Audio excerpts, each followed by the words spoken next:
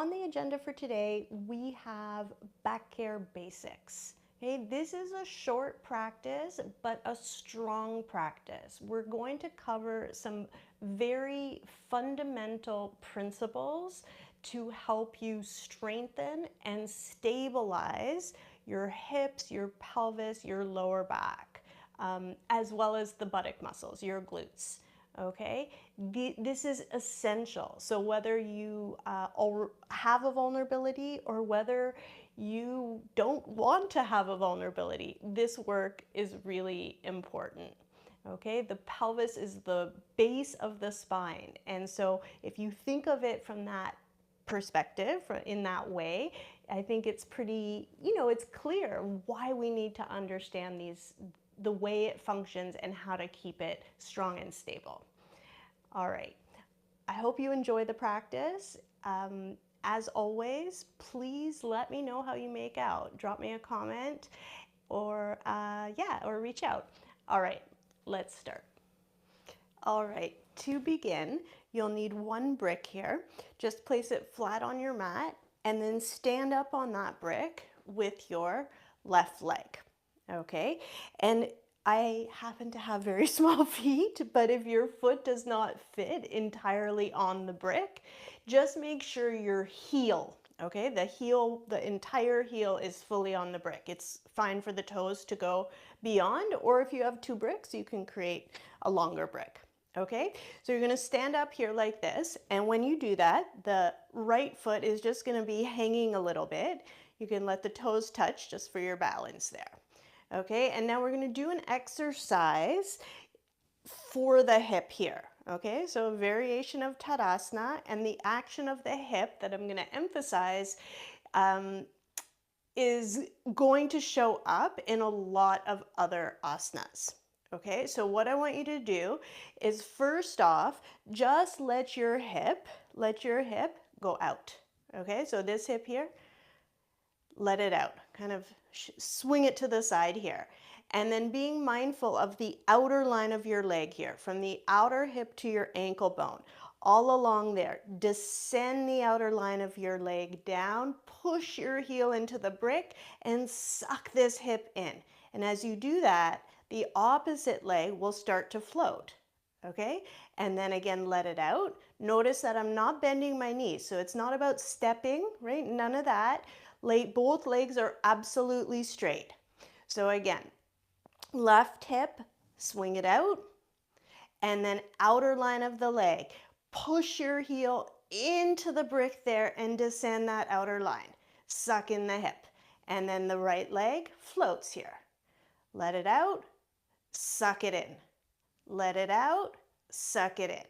And you can even keep your left hand here just open right about here, right? My waist is up here, hip is here, so just by the hip, and then it will give you a reference, right? So hip out, you're touching, and then can you suck your hip away from your hand? Draw it into the midline, pound the heel into the brick.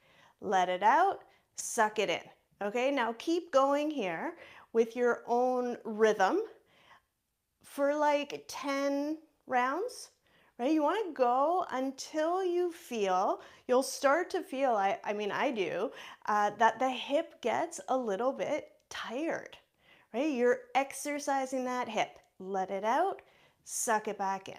Let it out, suck it back in.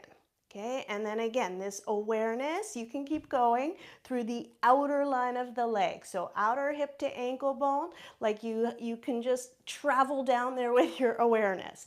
Descend the outer line of your leg down, pressurize the heel into that brick, suck the outer hip into the midline, and then release. Okay, finish up, step down, take a moment in Tadasana. Okay, notice the sensations in your legs, for even starting right from the feet, your legs, your hips. The one that you've worked on, the one that you haven't yet worked on. Compare, observe. Okay, and then release, and let's do the second side. All right, so now this time, stand up on your brick with your right foot, and then again, outer hip to ankle bone, right? Remember that line. So now let the right hip stick out. You can have the hand here for reference like the other side. And then outer leg, descend it, push the heel into the brick and suck the hip in. Other leg comes off the ground. And then let it out and suck it back in. Let it out, suck it back in. Okay, keep going with this. Notice if you're there, sometimes there's a habit to bend the knee a little bit, like you want to touch the floor with the other foot. So just be mindful of that. It's important to have that extra length, right? So let it out, suck it back in. Let it out, suck it in. Okay, outer hip to ankle bone, descend, push the heel. Really connect with this, the underside of your heel there, and that feeling of using the heel. Push down, lift up. Push down, suck the hip in. Couple more.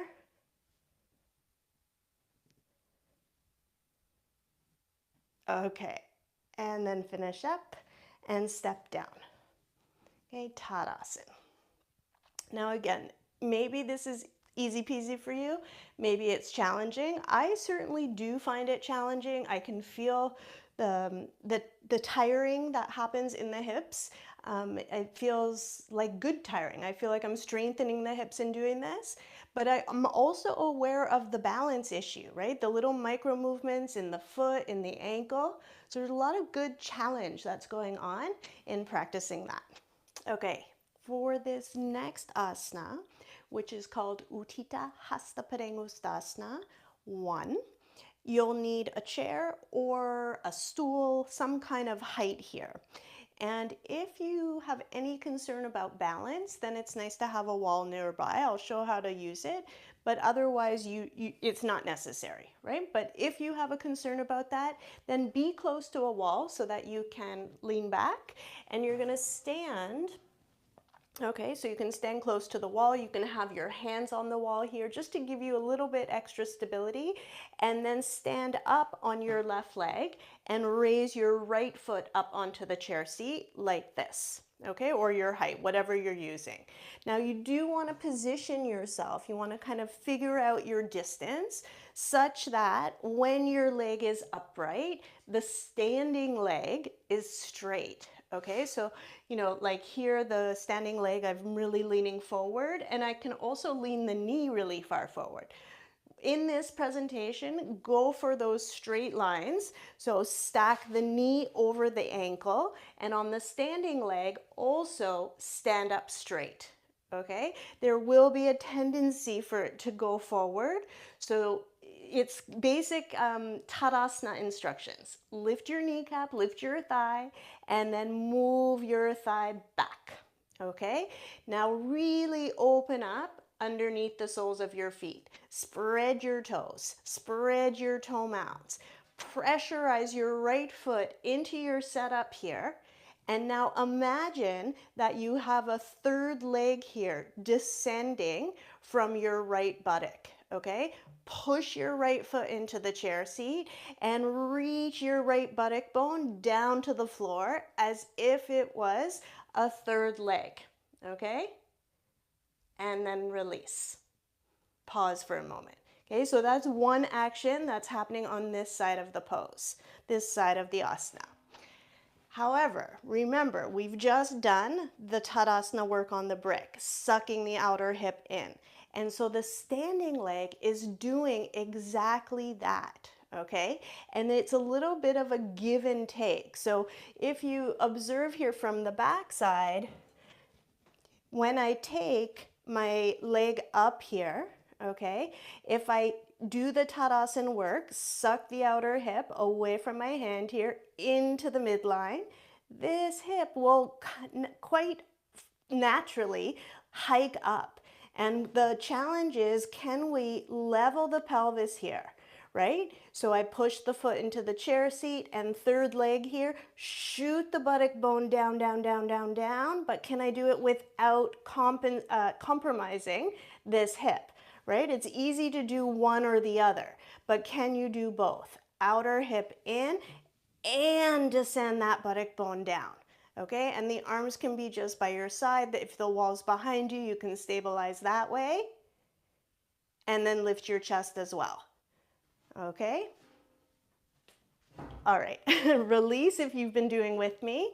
I'll go back, give you the side view for here, and we'll repeat. Okay, so second round here. For the first leg, you're gonna stand on your left leg and raise your right foot up to the chair seat. Check your alignment. Press your left thigh back and stand up really tall in that leg. Now remember, outer hip to ankle bone, descend the outer line of the leg down as if that heel was on a brick, push down and suck that outer hip in. Okay, now pressurize your right foot into the seat of the chair, and then from the buttock bone, descend, descend, level the pelvis, resist the left hip into the body. Roll your shoulders back, lift your chest. Stay with it, shift the weight to the inner foot there. Inner foot, suck your left outer hip in, push your right foot into the seat of the chair, and from your right buttock bone, reach down, reach down, reach down, lift your chest up. Okay, and then release and carefully lower your leg down. Stand in, Tadasana. Okay, second side. When you're starting this pose, just a little tip here, it can be helpful to begin with your big toes touching, and the heels just slightly apart, okay? Shift your weight onto the right leg and then raise the left leg up. Because when you look down, the tendency often will be for that standing leg foot to kind of externally rotate a little bit. So sometimes if you just over exaggerate the internal motion just at the beginning there, you'll end up with your foot more or less straight. I mean, you can experiment with that, explore that. Okay, so you're standing now on your right leg, left leg is up. Check your alignment, check with your eyes, and check also with your inner awareness, right? Where is the weight? If it feels like your toes are gripping the mat really strongly, chances are you're leaning a little forward. So straighten that standing leg, release the toes, lift your kneecap, lift your thigh, and move that right thigh back. Move it back. Now, translate the lesson from standing on the brick, outer line of the leg down, push the heel into that imaginary brick, and suck your outer hip in. Maintain that. Now pressurize your left foot into the seat of the chair and cut the corner of your left hip down, left buttock bone towards the floor, as if that third leg is descending. Now resist from the right hip. So left buttock bone down, resist the right hip in, and then lift yourself up and out from the pelvis. Breathe here, Utthita Hastapadasana 1, this bent leg variation. Stay with it, right outer hip, suck it in, left foot, push into the chair intentionally with that heel, and then shoot your left buttock bone down, level the pelvis, resist that right hip in. Shoulders back, lift your chest. Good. And then release. Carefully lower your leg down, Tadasana. Okay, one more round on that left side. And I will offer, if you want to kind of add another layer to this asana, and your balance is good, everything feels okay, you can also take your arms up. So I'll just show that on this round. And when you're practicing this, you can add it in at the beginning if you like, okay? So again, stand facing your chair. Use the wall if you have been, if that is helpful for you. And again, toes together, heels just slightly apart. Transfer the weight onto your right leg and raise the left leg up. Okay, stand tall in your right hip, suck it in. Pressurize your left foot into the seat of the chair and shoot that left buttock bone down. Okay, now you're probably getting these actions, right? Suck the outer hip in, descend the left buttock bone down, descend the corner of the hip down, find the length through the back pelvis, and know that seesaw action. As you descend the corner of the hip, are you letting go of the standing leg hip? Suck it back in and descend the buttock. Descend that buttock bone. Okay, now maintain all of this, and from here, can you extend your arms to the side, and then turn your palms up to face the ceiling. Roll your shoulder blades down your back, and as if you're lifting something heavy, you can raise your arms up. And then, as if there were ropes on the ceiling, climb up, and lift the entire torso here, up and off your waist. Maintain it, suck the right outer hip into the body, pressurize your left foot into the chair, shoot that buttock bone down, and then lift your torso up and out from the pelvis. And then release, lower your arms, lower your leg, and stand in Tadasana. Find your breath. Okay, moving along. Next up is Utthita Hastapadasana 2, right? The Parsva variation. So here you can again work with the wall behind you for a little bit extra stability. You'll have your chair on the right side of your body, seat facing in towards you. Okay, and again, start with big toes touching, heels slightly apart. Transfer your weight onto your left leg, and then from here, raise your right foot up to the chair seat. And again, we're going to look for a particular alignment. So similar to the last asana, the standing leg is straight. Okay, similar to the last asana, the knee is over the ankle. Okay, so you're not, again, leaning into the pose where this leg would be angular and your shin is angular. Upright. Okay, now the other piece of alignment that you can look for is that the heel of the foot that's up on the chair, if you were to connect it with the standing leg foot, see if you can adjust the placement so that it's more or less in line with your big toe. Okay, now we can do this asana with the foot in various places on the chair, and it will give different kinds of access into the hip. But those of you who are working with maybe a vulnerability in the hip or a vulnerability in the lower back, this is a really nice placement to work with. Okay, I think somebody's coming here to say hello. Oh, look who it is. Hi, Banj. Okay, all right, let's go again. Big toes touching, heels slightly apart. Transfer the weight to the left leg, right leg up. All those alignment points, straighten your standing leg, stack the knee over the ankle, and just adjust the placement of the foot so it's in line with the big toe of your standing leg. Now here, a lot of what we've already done comes into play. So this standing leg is as if it's on the brick. Outer hip to ankle bone, that outer line, descend, push the heel into a brick, imaginary, and suck that outer hip in. Now here, push your right foot strongly into the chair seat, really push there, the big toe mound, inner heel, and then the outside edge of the foot right in the center there, 3 points, push there, and deepen your right hip socket, turn the thigh out, externally rotate it. Suck the left hip in, externally rotate your right thigh out, and roll this buttock under. Okay, now here you can extend the arm like this, just create a bit of a fulcrum and lift your chest. That's one option. You can also extend the arms to the side, turn the palms up, roll your shoulders back and down, and then raise the arms up and get just that little bit extra lift through the side body, right? Make the weight on your lower back a little lighter. Lift yourself up. Okay, left hip, suck it in, turn your right thigh out, roll the buttock under, and then lift upwards through the chest. Okay, release, carefully lower your leg. So if you need some assistance, hands on the wall, step down and be for a moment in Tadasana. Okay, so now prepare for the second side. You can move the chair to the opposite side, turn yourself around, either way.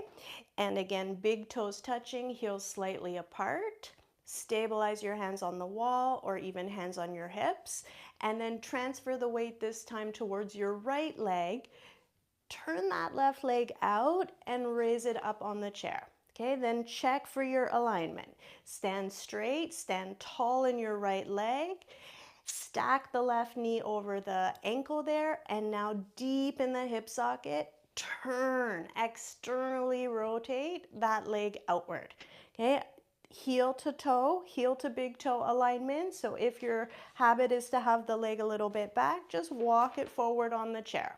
Okay, left outer hip, suck it in. So remember the brickwork that we started with. Push your heel into this imaginary brick and suck this hip in. And just as I showed before, when you suck this hip in, it's not uncommon for the opposite hip to kind of lift up. So this is that seesaw. Suck the right hip in and turn your left thigh outward. Revolve the left thigh. Roll that buttock under and see if you can lengthen your back pelvis. Lengthen your back pelvis. Okay, right outer hip, suck it in. Externally rotate that left thigh and roll that left buttock under. Okay, press strongly into your left foot. Big toe mound, inner heel, and that center point on the outer edge of your foot. 3 points there, press firmly, really engage. 3 points on both feet, really press down. Outer hip in, turn the thigh, turn it, roll the buttock under, and then go ahead, add the arms, Urdhva Hastasana, raise your arms up. Okay, lift from the wrists, try to lift your waist all the way, reach up, and then roll that left buttock under even more. Good, and then release. Lower your arms carefully, lower your leg down, and stand Tadasana. Okay, we're gonna go one more time each side, but I wanna make one more refinement. And this is something, to keep in mind, right? You can do these asanas without so much emphasis on all the little details, and they will provide you with with lots of benefit. Okay, it will be very good for you. However, when you have vulnerability or you're really trying to target the practice in a particular way, sometimes something that sounds just really tedious can have a massive impact. Okay, so this next thing that I want to show you is one of those things. Okay, I see it happening often. So we're going to go again to the right side, but I just want to show you a side view here. Actually, it'll probably work better if I show on this side. No, it'll be the same, but regardless.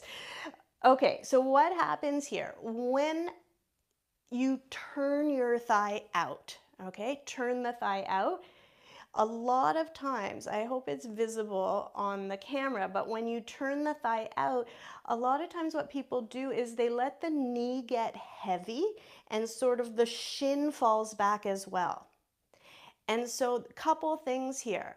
When you do that, there's less penetration into the hip socket. There's less connection of the femur bone into the socket or engagement of the glutes, okay, of the buttock muscles.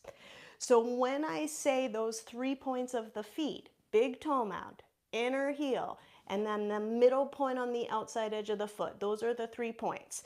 If you really anchor those 3 points, big toe mound, inner heel, like that inner side of the foot too, that's gonna help prevent a little bit from that shin bone getting heavy.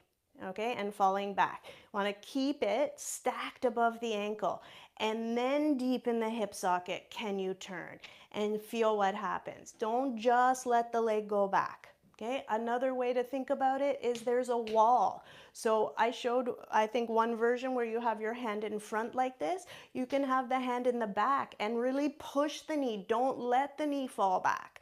Don't let the knee fall back. Okay, you can do it this way too, and then you have to push your knee into your hand. okay? But continue to turn the thigh out, okay? There's always a million ways to reach the same place in yoga. I mean, it really is. And I find it makes it fun, it's exciting, it's neat to try different things, but ultimately you have to find the approach, the instruction, the presentation that resonates for you in your body, okay? All right, so hopefully that is clear. Let's go through this presentation one more time. Standing on your left leg, turn your right foot out and raise it up to the chair seat. Okay, adjust your distance, adjust the alignment of your legs, and stand really tall in your left hip. Suck that left hip in. Now pressurize those 3 points of your right foot onto the chair seat. Be mindful of those 2 inner points, big toe mound, inner heel, maintaining the shin bone absolutely upright, deep in the hip socket, externally rotate. Feel the engagement that comes to the buttock. Okay, if you want to have some resistance, place your hand at the back of the knee there and resist. Don't let the knee, as you turn your thigh out, don't let the knee fall back. Don't let it fall back, okay? Externally rotate. At the same time as you're doing all that work on the right side, did you let the left hip come out again? Suck that back in as well, right? Can you keep your mind aware and engaged in multiple places in the body at the same time? Okay, left hip, suck it in. Push the 3 points of the foot into the chair. Turn your thigh out. Roll that buttock under. And then add the arms, Urdhva Hastasana. Roll the shoulder blades down your back there, and then reach up. From the wrists, lift your waist. Okay, good. And then release, lower your arms, and step down. Tadasana.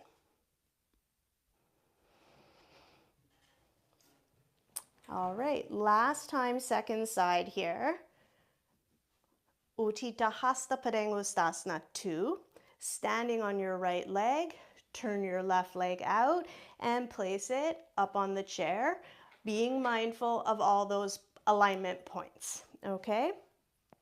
Now stand tall in your right hip, deep in your left hip socket, turn your thigh out. Now check in with the shin. As soon as you turn out, do you let the knee fall back? Resist the knee directly over the ankle. Okay, don't let the shin fall back. Don't let the knee get heavy. And then even more, turn the thigh. Like the thigh could spin deep in the socket, and feel the level of engagement that comes to your buttock muscles. Okay, right outer hip, suck it in. Push the 3 points of the foot into the chair seat. Externally rotate your thigh and roll that left buttock under. Roll it under. Resist the knee. Resist the shin bone upright. Now anchor back through your right thigh. Right thigh back and turn your left thigh out. Now broaden across your front pelvis. This is also a really, really key point here. Broaden across the front pelvis. Okay, right hip, suck it in. Turn your left thigh out. Resist the knee in place to get better access there. Externally rotate. And then just move that standing thigh back again. Can you make yourself broader from side to side? Go for the arms.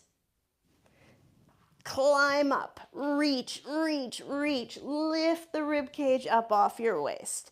Shoot the left buttock bone down and roll the buttock under. All right, release, lower your arms, step down, and stand in Tadasana.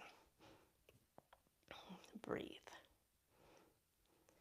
Yeah, I should also add here that if you are having some real troubles with your back, take your Tadasana with space. Okay, that can be, again, a small thing that can make a big difference. And yeah, take space. I mean, also walls, use that as you need. Okay, stabilize, steady yourself, find your breath. In this Tadasana, take your attention to the underside of each foot. And just notice the clarity, the texture, almost the density of each leg, each foot to the floor.